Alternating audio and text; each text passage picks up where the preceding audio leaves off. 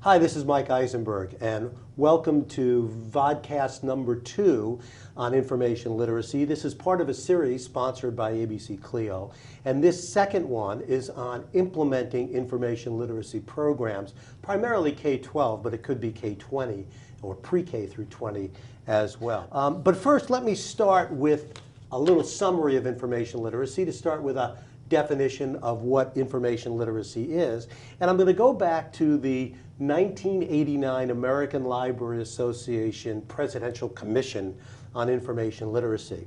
And that definition is this, that to be information literate, a person must be able to recognize when information is needed and have the ability to locate, evaluate, and use effectively the needed information. What I really like about this definition is that it's not just about location skills. I know in real estate it's location, location, location. And in the library world for many years it was all about location and search and whatever. But information literacy is more than just finding.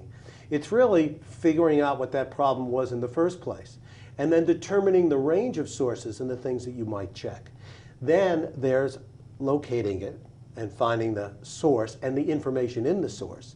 Then there is using the information, recognizing what's relevant and credible, and then putting it all together, synthesizing, and then finally evaluating the end result as well as your process. Now, if that sounds familiar to you, those stages, those are the stages of the Big Six process that I developed along with Bob Berkowitz about 25 years ago.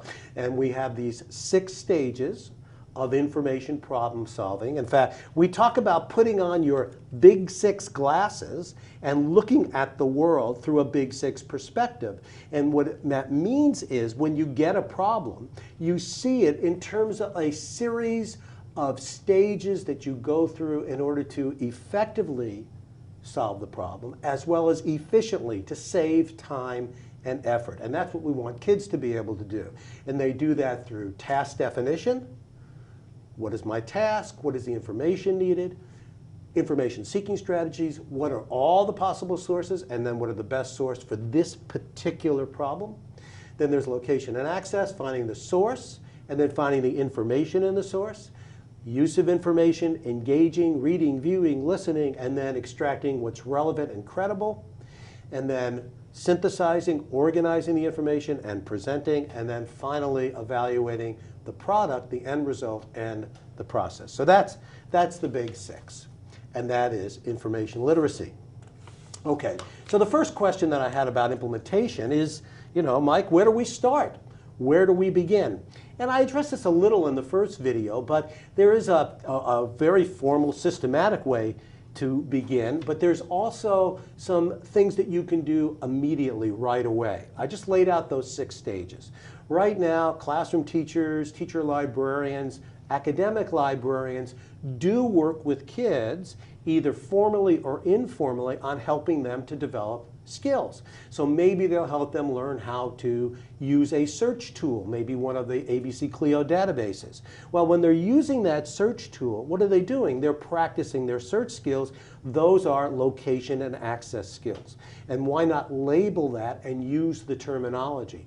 Or when students, when you work with the students on pulling out what's relevant and maybe highlighting and recognizing relevant information in relation to a question, that is use of information. So you can begin to implement the program perhaps by doing a short presentation to the faculty in the school, maybe 5-7 minutes, or else sending out a note that says, I've seen the light and I'm using this new information literacy model and process called the Big Six, and I want to share it with you because it's a very practical, realistic, and immediately usable way of helping our kids use information literacy skills in everything that they do. So that's the first way to get started and where to begin. The second thing, again, is a little more systematic, a little more planned out. And what that means is what we try to do is in each grade level to help kids develop information literacy skills at an age-appropriate level. So what we need to do is kind of identify grade level expectations. What can a 5th grader do that a 3rd grader can't, that a first grader can't, but what can a first grader do, and what should we be teaching? And then in the high schools, the same kind of thing. What should we be teaching in 9th grade and in 10th and 11th? And it might be a series of Big Six oriented stages and sub-stages that we might want to teach. For example, let's say we want to focus on information seeking strategies and how well that the kids can determine the sources that they need. And we're doing this in a 9th or 10th grade situation. What we would do is to find out an assignment with a classroom teacher that would really lend itself to the use of a range of sources. So perhaps in science, they're doing a lab on weather systems, or they're doing something in biology, and we might tie to that. Or in social studies, they're looking at freedom movements in the world, or the political situation in the Middle East. So that's what we do. We link to the content area, but then we try to integrate the information literacy skills. Now the next question I had is, doesn't it take a lot of planning to do this, Mike? Don't you have to do a lot of upfront work? And the answer is no and yes. The answer is no, because again, you can do this immediately. You can plug right in and start using the Big Six. But also yes, that what we want is a program that is consistent, that is predictable, and that is sustained. So in order to do that, it is important to identify grade level expectations or objectives at every student level, but we don't have to get crazy with this and have dozens or hundreds of these kinds of things.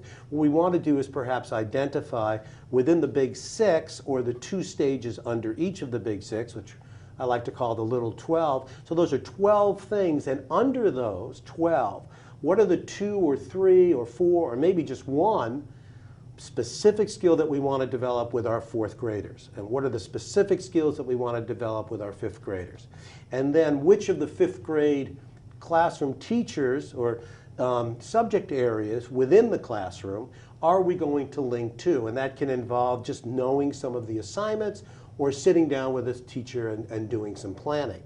Now, whatever planning you do this year, say for grades 3, 4, 5, 6, you can build on that next year and add to it.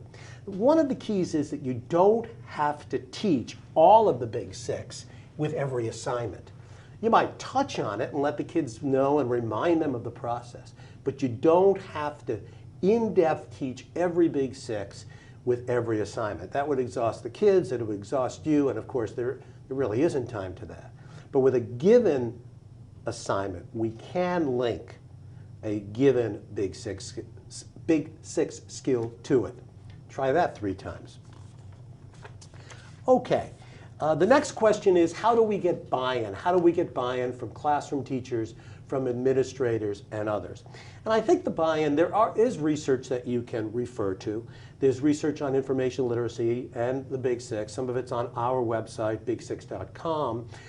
And some of it is in the general literature about the importance of information literacy and how it will make a difference. But I'm not sure that's going to convince the specific classroom teacher who's really worried today on getting their kids ready to take that standardized test in their grade level or whatever. And so what I would do is have a conversation. I would look for the teachers who are open to new ideas, and I would approach them and say, I've got my agenda, my curriculum, the information literacy curriculum. You have your content area curricula. You have things that you want your kids to do better on. Again, I'll give you a specific example. In 4th grade, and again in 6th and 8th in many places, there are standardized tests that relate to reading, and particularly reading comprehension. One of the major questions that's almost always on that standardized test is, for this particular question, maybe we're studying manatees or something, here are 4 websites. Which is the best website to study manatees in that situation? And what you can then do is to talk to that classroom teacher about learning information seeking strategies. The kids learn how to assess websites for quality, for accuracy, for credibility. And so that's an example of how you can work with classroom teachers in order to gain buy-in. I also think it's important for parents. I know that often if you are a teacher librarian, the parents get an orientation, or sometimes you do a display or something, or you might send a newsletter home related to the library program.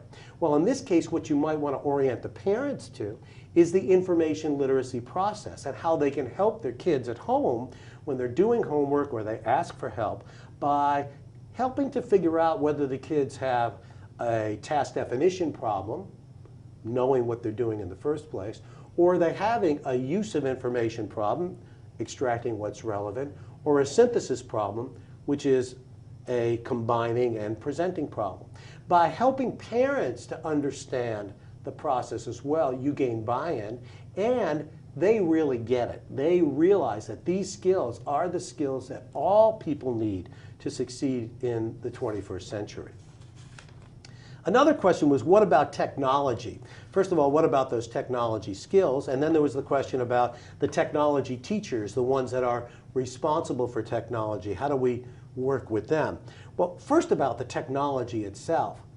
Technology fits beautifully within the Big Six process.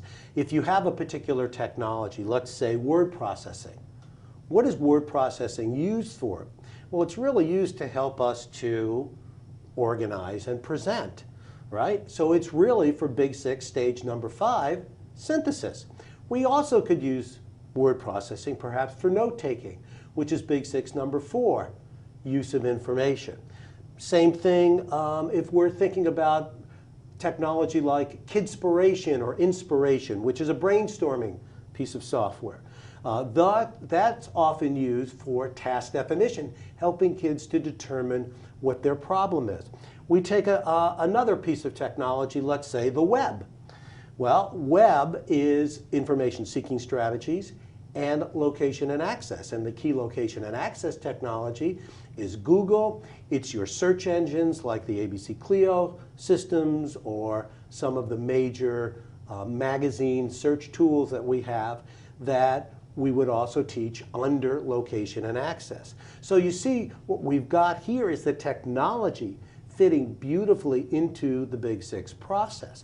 Now, what's happened in schools is a lot of technology is often taught or it's introduced and it's like a laundry list. You know, we learn word processing, we learn PowerPoint, we may learn some video editing, we might learn blogging or whatever, but there's no context for the kids to use it.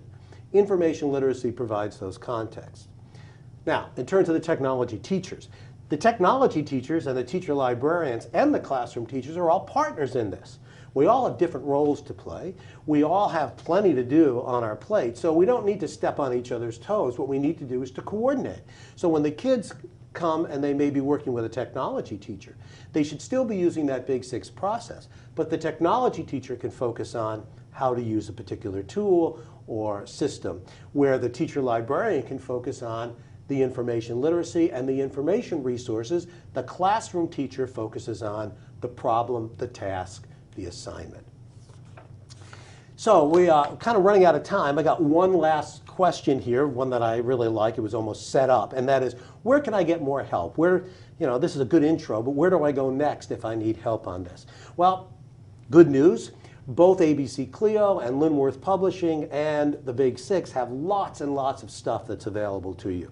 First of all, on the Big Six website, there's all kinds of lessons and units and tools and techniques, and these are all free and they're available for you. ABC-CLIO is our main publisher. We've got some wonderful books on this. We've got some videos and lots of different resources available to help you use the Big Six. There's also a Big Six listserv. We have a directory of schools that you can sign up for. You can see that the Big Six is a worldwide community where people can help themselves and help each other to implement this essential information literacy in learning situations. I appreciate your spending the time to listen and view this. And again, I thank ABC-CLIO for providing the opportunity for me to put this together. Thank you.